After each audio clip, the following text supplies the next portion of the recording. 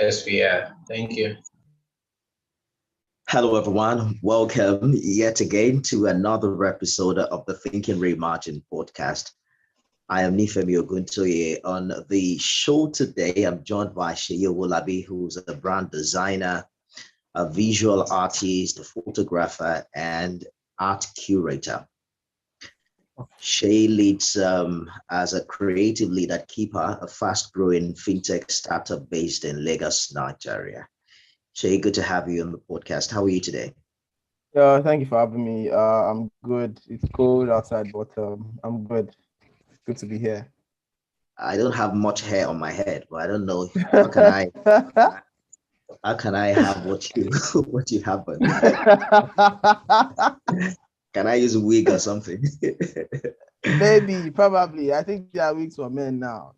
Yes. So Yeah. Adebola Williams, she provides services in social media marketing, content strategy, content marketing, writing, blogging, and editing. As a whole long list. She currently works with Money Africa as a manager of brand and storytelling. How are you today, Adebola? I'm fine, thank you. How you doing? It's a pleasure to be here. Yeah, you share that name with someone, right? I share that name with like thousands of people. You need to go on LinkedIn or Facebook and just type in Adebola Williams. You'll be shocked at the amount of people share that name. With a number of people, right? So I was wondering which one is it? Is it Debola of Lagos or Ibadan? Which of them are we talking to today? Funny enough, I'm the only one from Lagos State. So if there's anybody to be Debola Lagos, is me. I'll be now. Good to see you, Debola. Thank you for joining us. Thank you for having me. All right. So the 3rd of May is marked annually as World Press Freedom Day. And this year, the theme is journalism on the digital siege. The focus mainly is on the risks faced by journalists by means of surveillance and digitally mediated attacks by persons or agencies in government.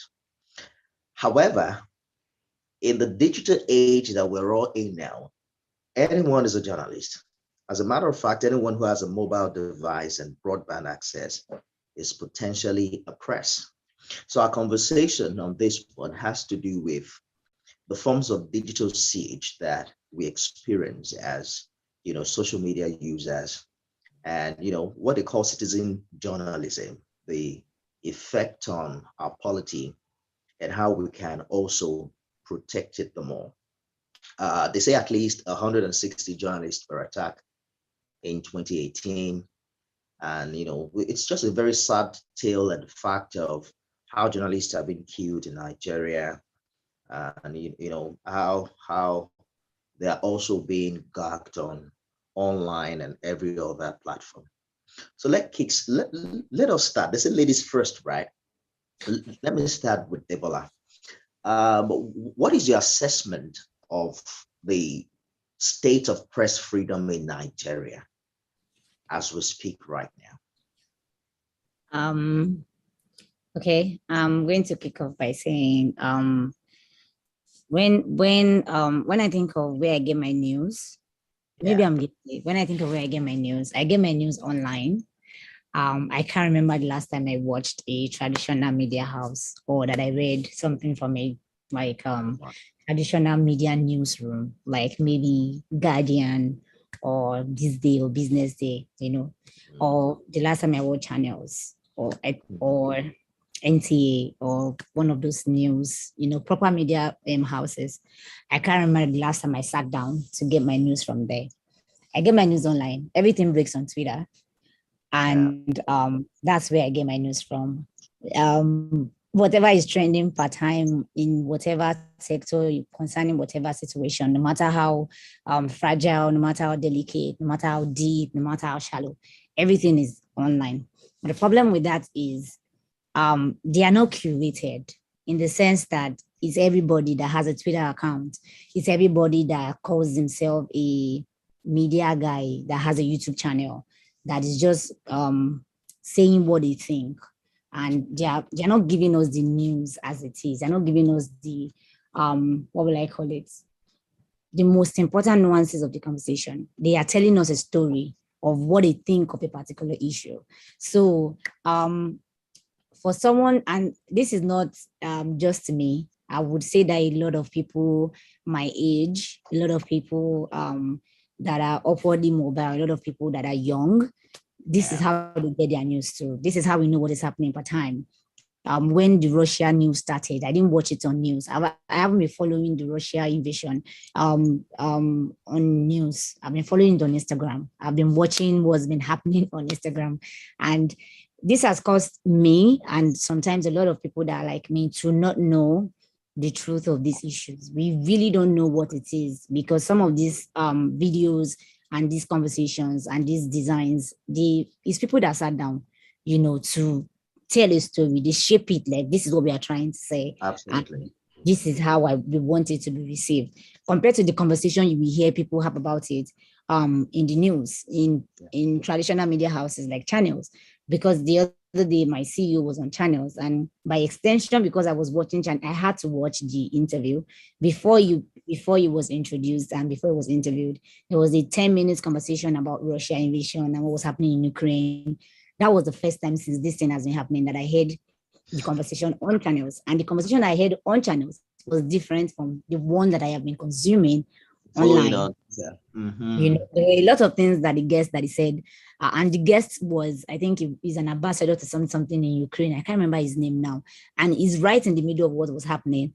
And he was just saying something different. And I was just like, okay, so there's a wide gap between how young people receive news, and apart from young people as well, our parents, people in the older generation are also guilty in the sense that they are the accuser of brethren.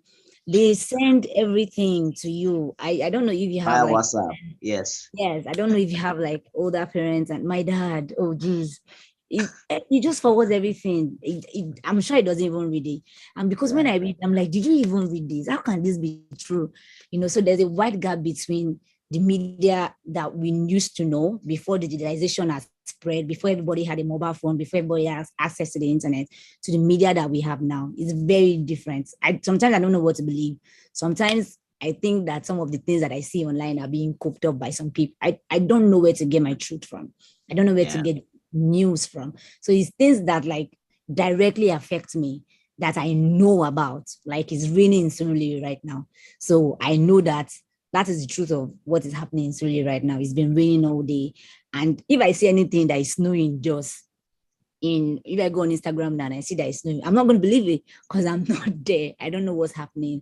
It could be someone that is just, we're in the era of everybody's a content creator. Everybody's just, we are really good with tools. We are really good with putting things together. I usually see everybody's a storyteller. All you need is one skill and then one story.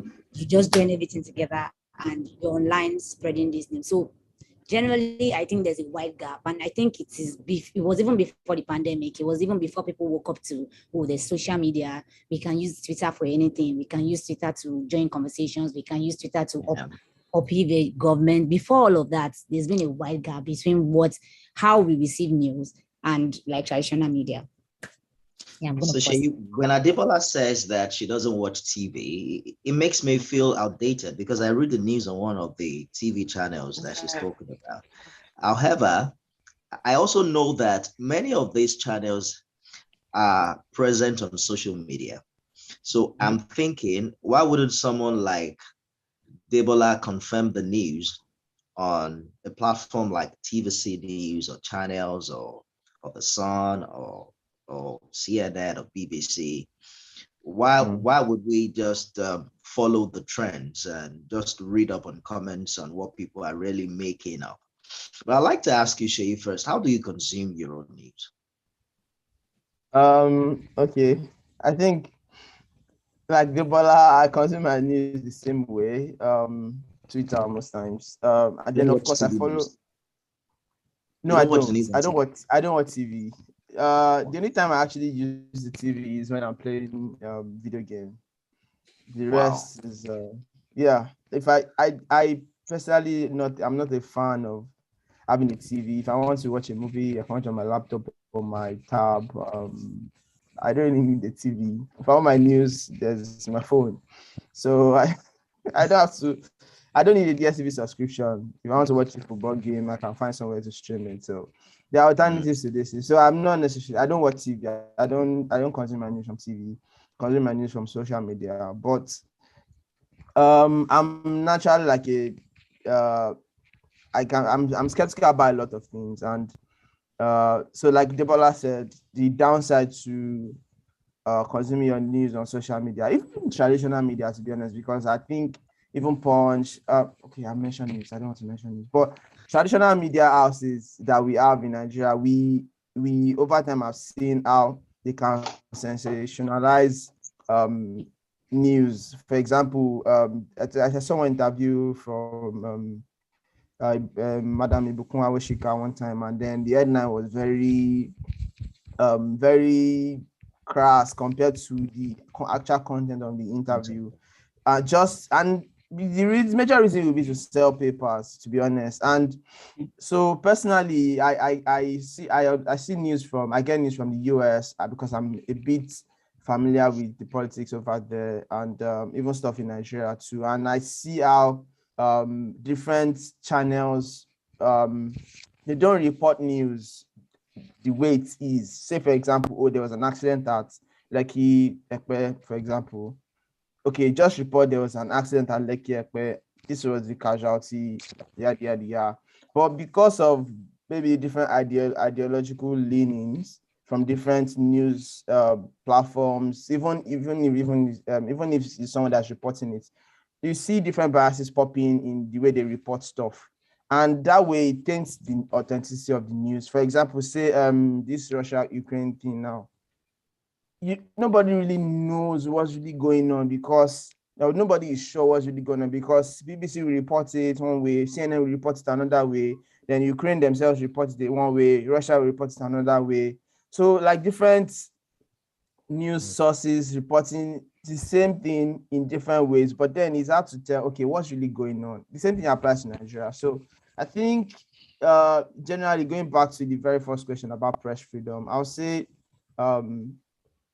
press freedom would depend on the government of whatever space the like whatever press organization or entity is operating. If you live in, say, North Korea, for example, now I don't know what press freedom there would be like because the government is generally considered to be tyrannical. So I don't think there will be a lot of press freedom or freedom of speech, so to speak, compared to some other countries. But then even in democratic countries, to some extent, there's a facade of freedom of speech. But then we've seen situations where they've scapegoated people for actually reporting what actually happened. Say this, Edward Snowden thingy, and all of that. So I think in the end, I think this will probably be what will always be, because there will be people that will want censorship of the press, and then there will always be people that want censorship of the press, and there will always be journalists that want the actual news to come out. So there will always be that tension. There will always be that tension between journalists and whatever government and policies are in place regarding press freedom and all of that. So I hope I make sense. Absolutely. I agree with you. A day before the World Press Freedom Day, President Buhari tweeted for the first time in 333 days after the Twitter ban. And when we talk about, Twitter ban and what Nigerians experienced, even though quite a number of people bypassed the ban through the use of, what do you call this thing now? VPN. You said? What did you say? VPN. Yes, absolutely. But when I listen to you talk, I think that young people also do agree that not much of the news we consume on social media is accurate. There's a lot of disinformation taking place. And I'm going to give you an example. So I used to live close to a crematorium. And one day, crematorium gives an alternative to you burying your dead bodies. So they burn it literally. And there was this day where a black smoke was coming out from the chimney. I mean, literally smoke from dead body invading the neighborhood where I lived. And then I captured it on video and put it on Twitter.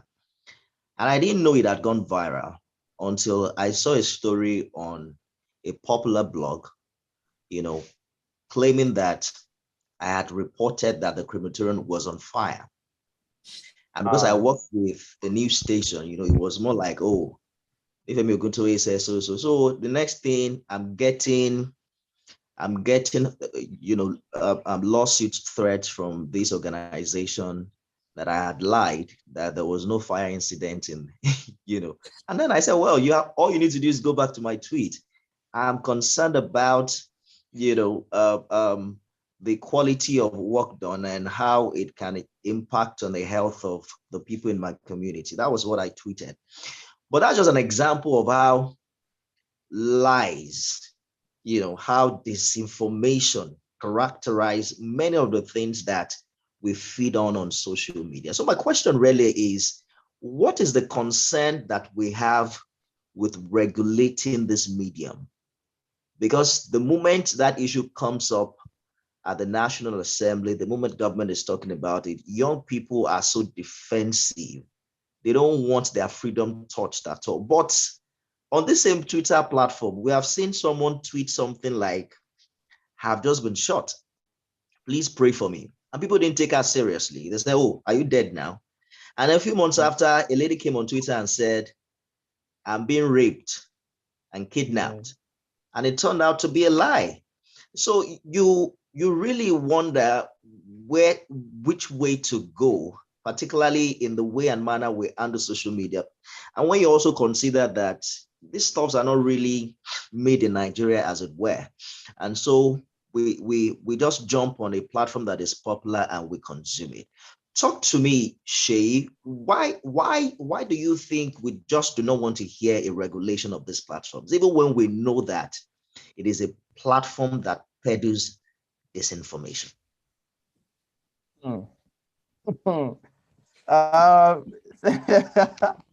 Censorship is a very, very, very complicated topic. I think it's a worldwide enigma. Let me put it that way, because so humans are very complicated, and because of that complication, we have to deal with issues of like censorship with very extreme care. So I wouldn't say I'm a free speech absolutist, but then I think people should be allowed to say whatever they want to say, but at the same time, that doesn't mean they are free from the consequences of whatever it is they say.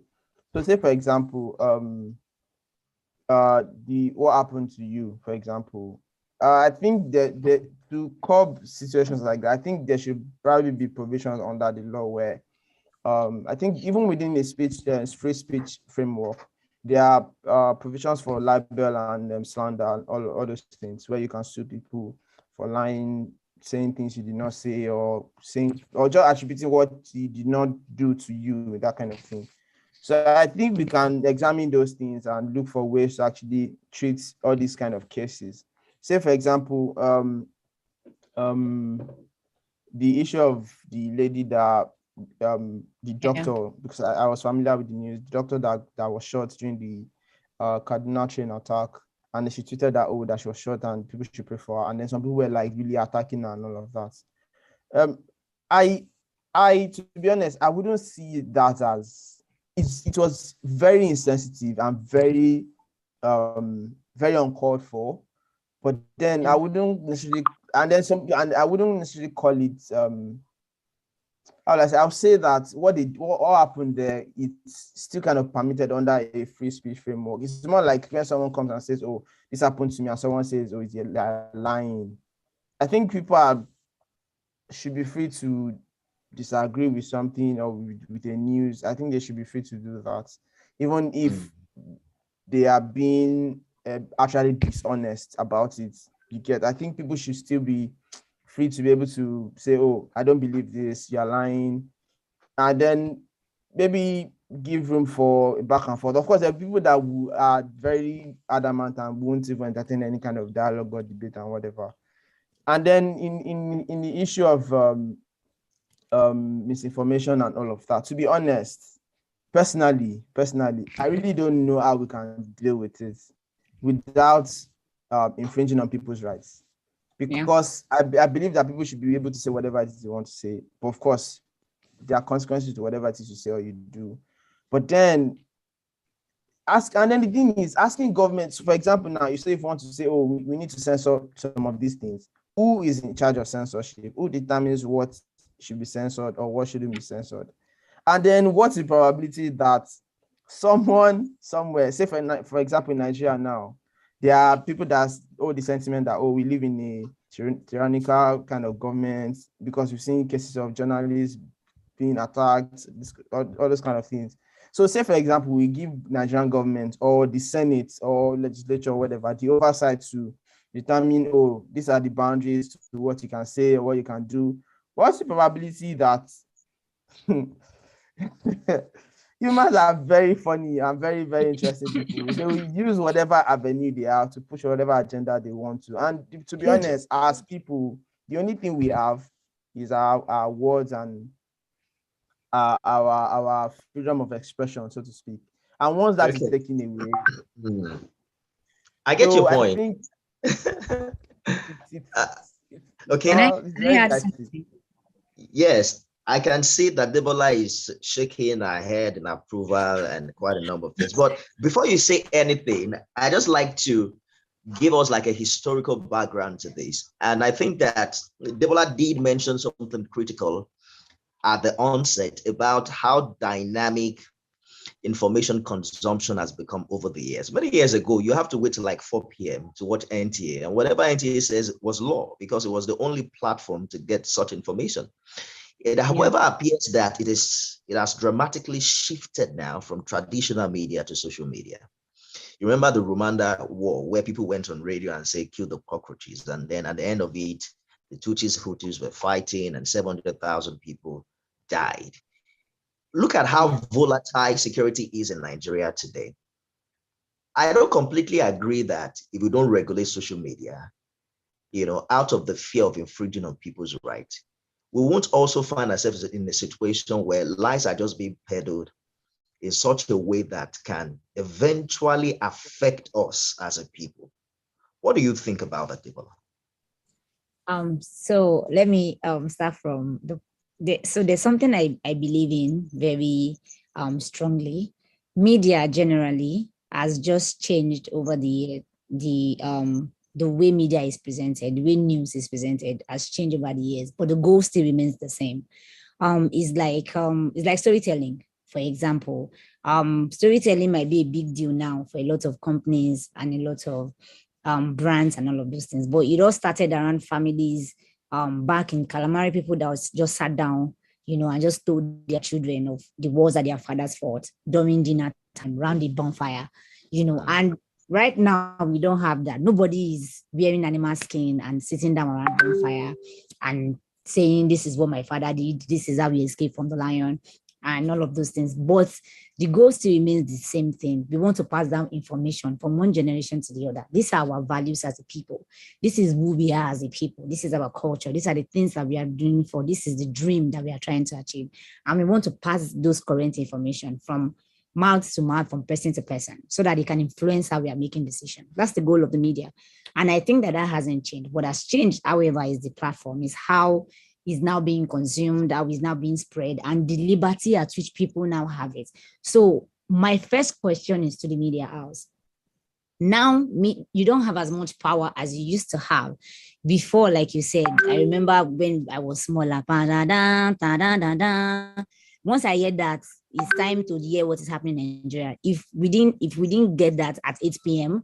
Monday to Friday night, we didn't know what was happening in the country, let alone any other place. As a matter of fact, most of those news are even just local news. So it's what is happening in Abulegba and the tanker that fell in Agege and all of those things. But now media has changed, but the goal still remains the same thing. You want to feed us information that is relevant to us. What is happening around us that could affect us? What is happening around us that we could, that we should be in cognizance of, so that we can make choices, the right choices. So what media is supposed to be doing is that this is still the goal, but the access at which people can spread this information and the distribution platforms is now more volatile. What can we still do?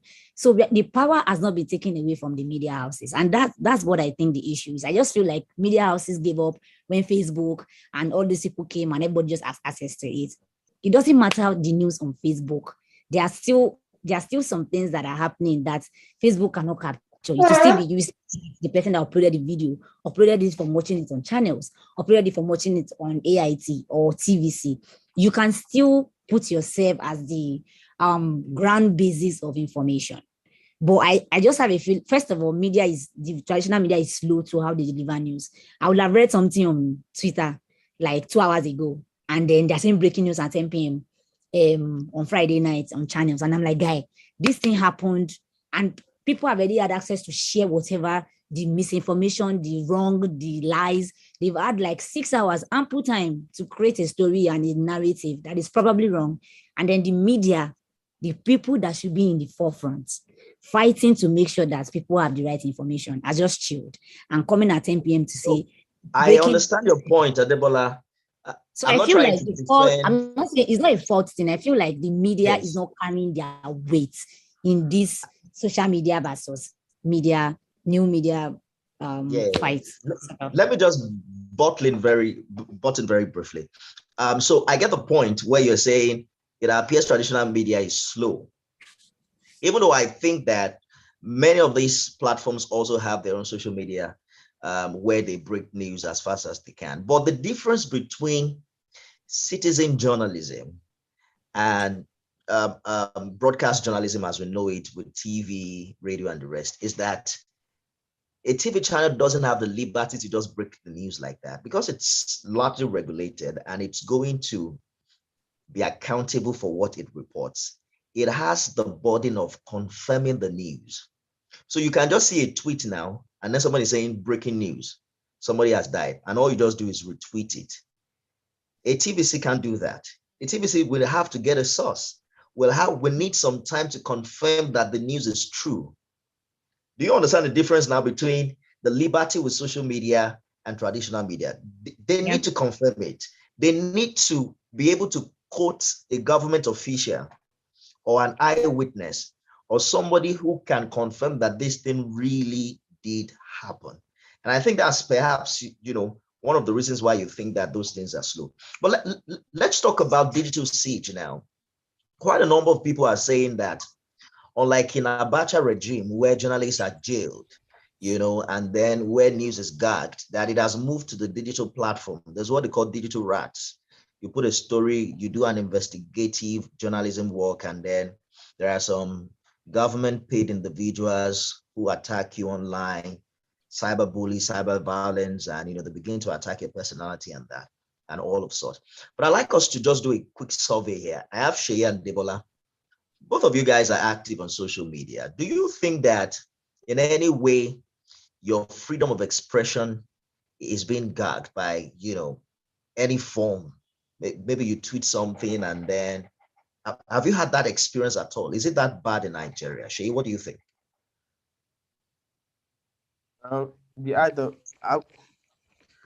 If you asked me this question before NSAS, I would have said no. That have not been affected yet. For post NSAS and the things that happened after, I think, to some extent, it could be worse. You understand? It could be worse, but I think to some extent, yes, because for example, when NSAS happened, I was proud of people that joined the live stream of what was going on, and I saw the things that happened from the point of view of the person that was live streaming. And then we come online on Twitter like the next day, and then a bunch of, oh, it's a lie. Like, just, it's more like when you I don't know if you've seen Suits, the series, where the guy was writing an exam for someone. I think that the first episode was writing an exam for someone, and then he was about to submit, and then the invigilator was like, "Oh, what's your name?" And then he knew he was about to be found out.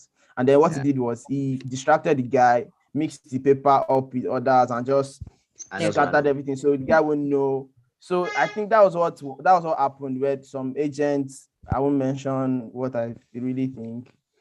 Some agents kind of just meddled with all the news just to sow doubt in people that this actually happened. So I think that example, then the Twitter ban where we have to start using VPN to access Twitter because Twitter deleted or did something to the president's account, which I don't really, I did not agree with what Twitter did, but that's by the way. But banning Twitter in the first place, like a means where people actually have conversations, like a way where people actually gonna, like NSAS happened on Twitter, you understand? And the government saw like that can be like all the mobilization, people getting the like helplines, everything will happen on Twitter. Even the movement to get the word out of Nigeria, where they were actually pressured from outside Nigeria, everything happened on Twitter. So I think a layman would understand the power that is. So all you have to do is just find a way to censor. But then, of course, for some reason we have it back. Maybe because they don't want to look like a tyrannical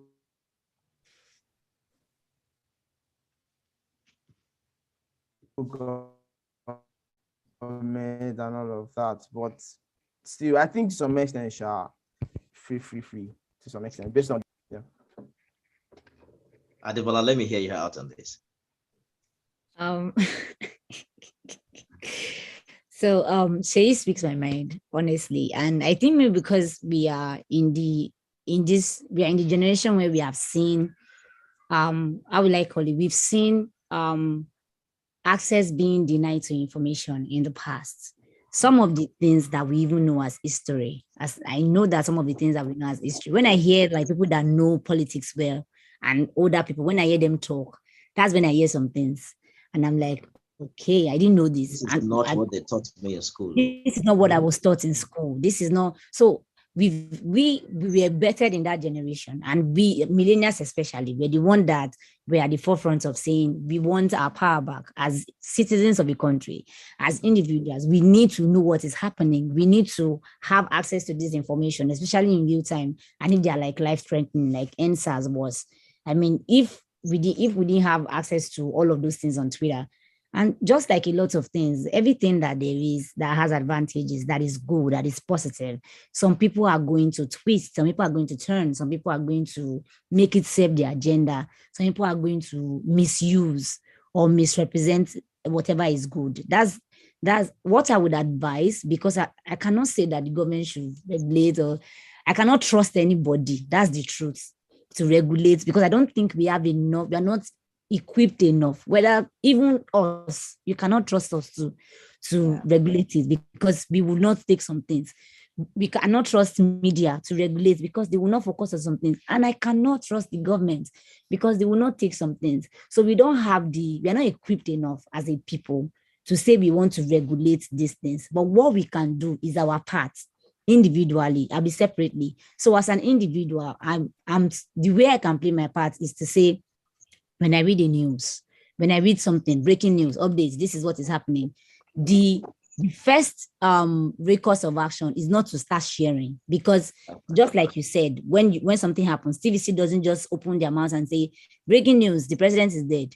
They have to know what is happening and all of those things. So as an individual too, when I hear news, the first thing I'm supposed to do is to wait. It's not to share, it's to hear what are people saying, get information. I have friends that tweet at, because they work in media, they tweet at news houses when they hear news and be like, at TVC Nigeria, are you not reporting on this thing that is currently happening in Owolabi? Where are you guys? They call people out, and that's also one of the things that media does for us. It helps us hold people accountable. So if you say that you didn't know, we bring it out in 2025. That guy, they tweeted at you, they mentioned you did not respond, you did not say it, or this is what you said concerning the issue. The government too should do their part. The life is going to change. It's not going to be like this. So this is not freedom that we are experiencing. Social media, this is not freedom just because we are going and we are just tweeting. And this is not the height. Give it 5 years from now, 10 years from now, it will be a completely different ballgame. So the government has to be open to the fact that this generation and coming generations, they demand answers and they demand to be in the know of what is happening. So start putting systems and policies and regulations in place that will accommodate the people, because you serve us. You might be the president. We might be bowing down when you pass, but you are still a public servant and you'll be answered to what the people that you're serving, unless we do not vote you in. If you're voted in, you will be accountable. So they have to, the government right now, the constitution, the news media, all these bodies that regulate all these things, they need to start tweaking themselves to fit what is happening in the right now. Facebook is not going to go away. Twitter is not going to go away. If it goes away from Nigeria, we have VPN. And we saw it during some, when I saw this news, I had to remind myself. I forgot that there was a ban in 2021 because I was on Twitter. Since the day they banned it, the day they unbanned it, I was there. So we will get other ways to do it. Technology is increasing. If they ban Twitter again, we might not need VPN again. Safari, the iOS 15 Safari, you can browse anything without VPN. You can be in any country in the world without VPN. Technology will increase. People will be able to do other stuff. And then the media houses, they have their parts to play as well. This is a major thing. Imagine if all the media houses put their heads together and say, this is beyond what TVC is trying to achieve or the money that channels is trying to make. This is the goal. We are a media house. We are to control the news. We are to make sure that people have the right information and people treat information the right way. Bring the people that have the abilities and the skills to make these things happen. Create a, what will I call it? Create like another body or another denominational thing. And that is your project for 10 years. Make sure that the government does their part. The people do their part. The media houses do their part to make sure that to a certain extent, the media is just free of misinformation and lies. I feel like everybody needs to carry their weight in this news thing, in this media, in this information thing. And all three of us are not doing our part enough. Some of us young people are we are very, what's that word? Once we hear something like this, we are hot and we're just going zzz. And the thing about that is passion can be misrepresented. Just because you are angry and you're not listening, you can say the wrong things, you can hurt people that don't deserve to be hurt. And at the same time, media news, while you're slowing down and trying to verify, lives are wasting, things are not happening. And the same thing with the government. You also want to control. That's not what power is about. That's what leadership is. That's not what it is about. So you need to find other ways to be able to communicate that we are still the boss here, but we are serving you. So I feel like everybody needs to pull their weight and I agree with you completely, Adebola. You know, but I also think that power is nothing without control. So you talked about certain organizations being called out during the NSAS, and I saw Sheyi type in channels and NSAS. It was even very good for channels. You know, my organization was burnt to the ground, you know, after that incident. And see, I agree with you completely that this generation, it's good. The impatience is good. You know, we want things done. We want our leaders accountable, and we like to wrestle power from them if they are mismanaging it. It's just that we also have to be concerned about it not turning against us. So I worked in a place and it was completely burnt down. It used to be one of the finest studios in Africa. And I saw it in flames. And it was a fallout of the emotions online that some individuals took advantage of. So I like the fact that you're also talking about using the social media reasonably, not just sharing an item just because it's exciting and it's sensational, which is what most people do. We're wrapping up now, Sheyi. I just want us to talk to the 2023 election, because this is another season where disinformation is going to be on the rise. There are a lot of people. In fact, we thought 100 million was too much, but now 19 people have already bought the forms, and every other person is announcing. You know, the funny part is that some guy declared to be president. Another guy was there where he declared. The guy the next day declared, and the guy who declared the previous day also attended the declaration. So I'm so confused.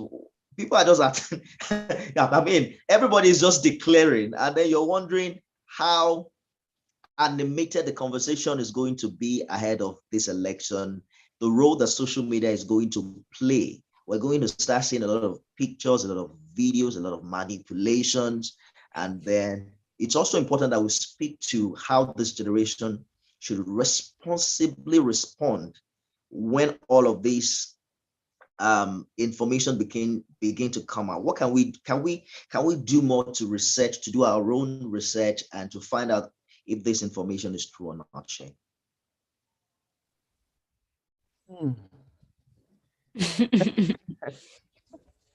So yeah, I think I'll just start from like what Adebola said. I think we as young people, electorates, need to take some responsibility, especially with doing our own research, finding out what's actually true and what isn't. Um, However difficult that might be.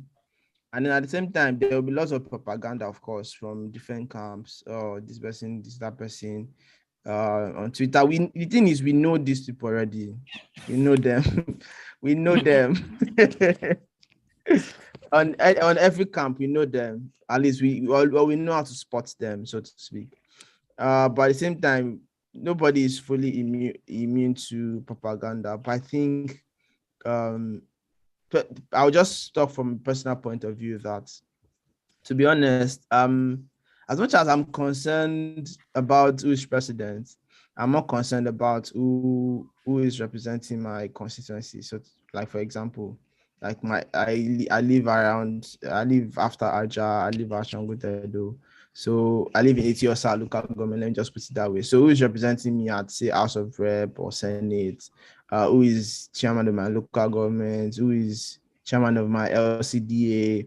All those kind of things. So I think because those are the things that most like affects me directly more than, say, of course, the government, the president, who's president affects me, who's governor affects me.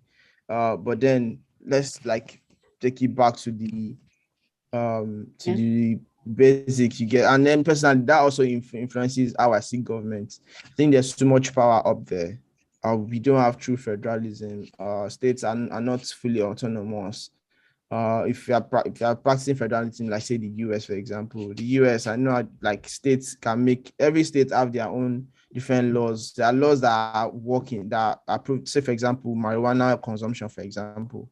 There are some states that it's legal in the US, and there are some states that it's illegal. So if you are someone that takes weed, you can go to states that allow it and then leave the state that don't allow it, those kind of things. So I think there's so much power up there. We can bring it down. But I think also with regards to social media, we just need to be able to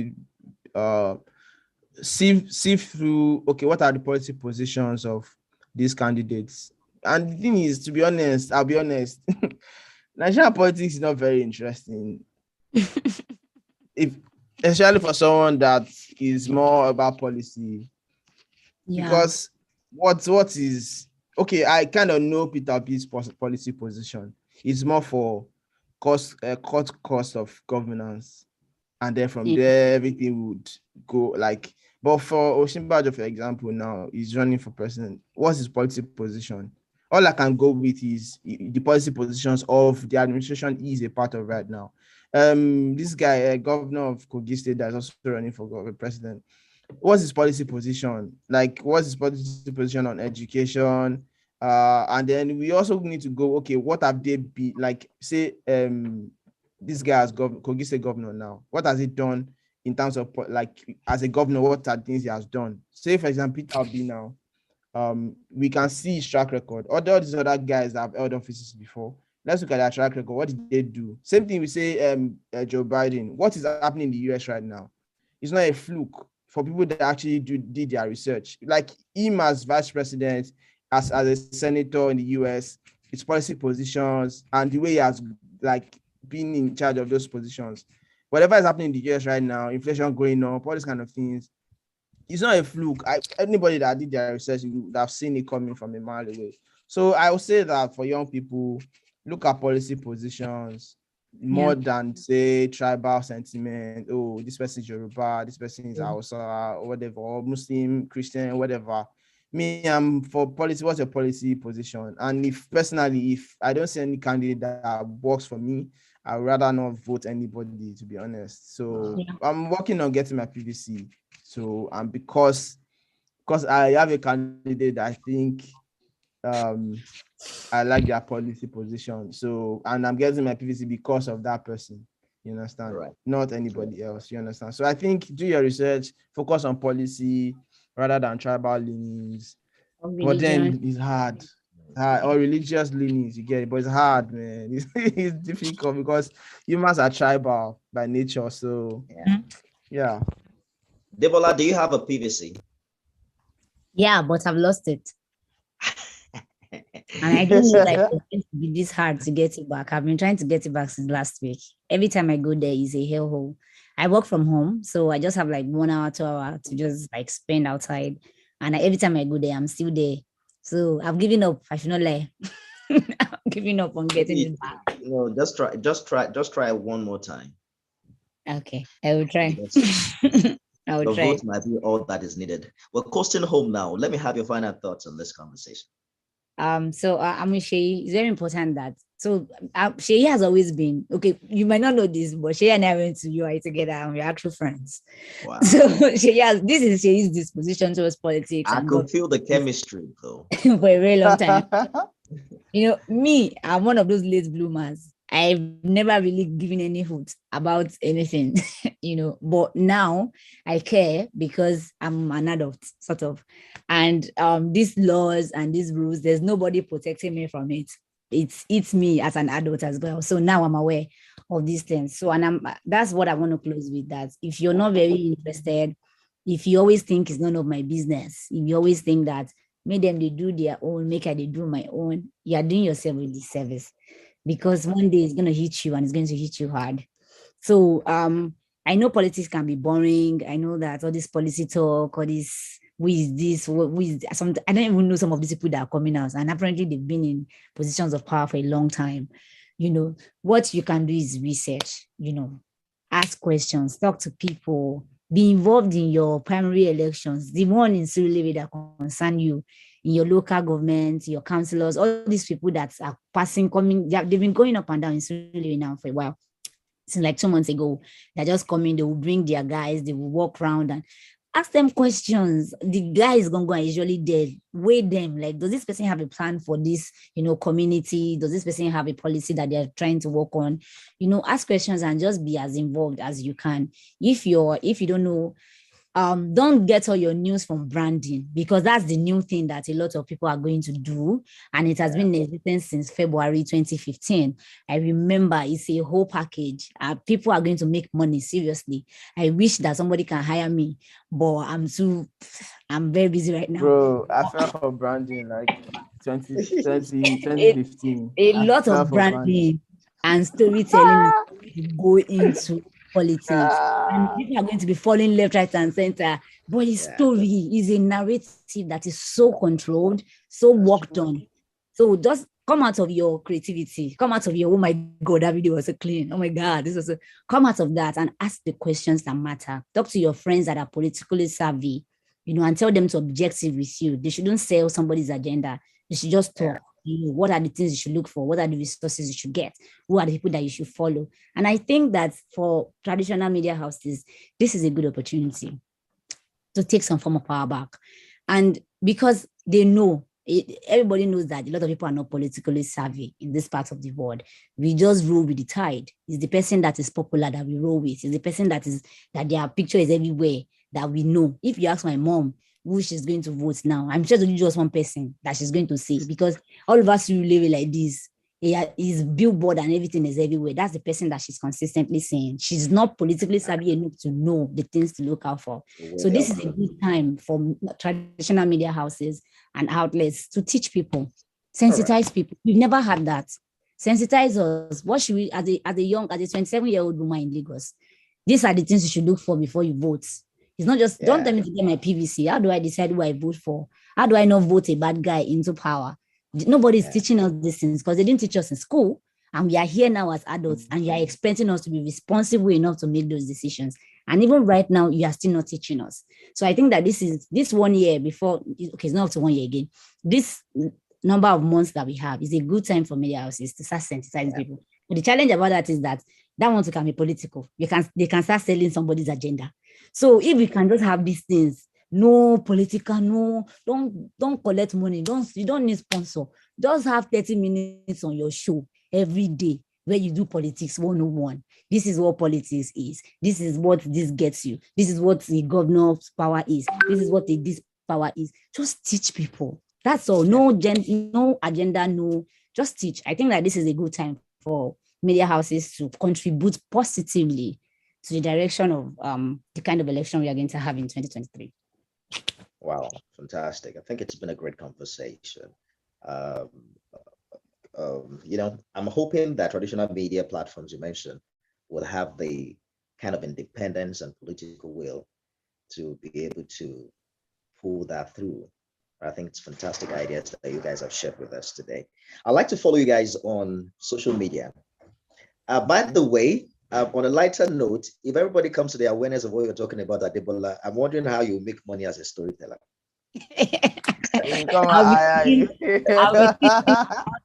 I'll be teaching their organs. That's where the money is. So, how do I get to follow you guys online? I think I'm Adebola Williams everywhere. Instagram, Facebook, Twitter. No, not on Facebook. Instagram, Twitter, LinkedIn. I'm Adebola Williams everywhere. It's just one. I'm the first person that will pop up, most likely. Okay. I think for me, I'm Sheyi Sticks. That's SHEYSTICS everywhere. Sorry. Yeah, I'm kinda. I'm SHEY. Yeah. Okay, SHEYSTICS.